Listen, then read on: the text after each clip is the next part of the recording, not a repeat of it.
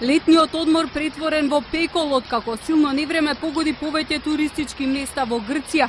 Целосно ги поплави и уништи Торони, Порто Куфо и Тристиника, кои се дел од омилените туристички места во Грција на македонските граѓани, се најсилно погодени. Плажите се целосно уништени, автомобилите под вода и кал.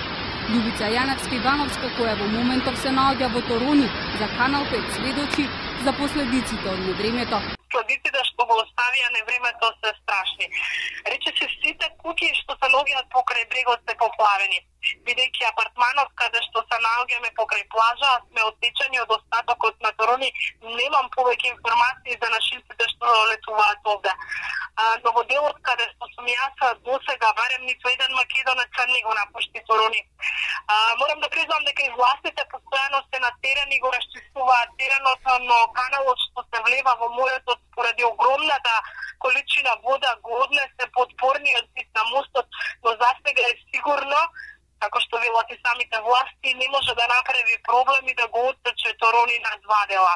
Македонци кои престојуваат во автокампот во Каламици велат дека последиците се трагични и несогледливи. Предизвикана е огромна материјална штета, а има и полесно повредени. Она што предизвика најголем проблем е што буквално се збриша тука во регионот околу селото Каламици и Торони и се подината стихија која што проби некаде околу 16 часот.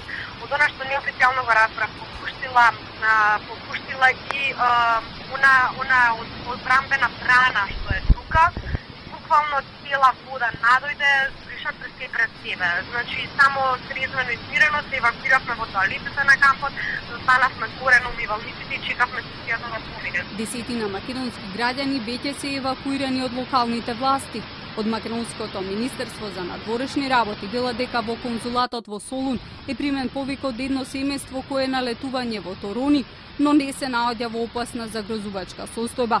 Се советуваат македонските граѓани во Грција во случај на потреба да го контактираат конзулатот во Солун на дежурниот телефонски број 00 30 69 872 00 41 0.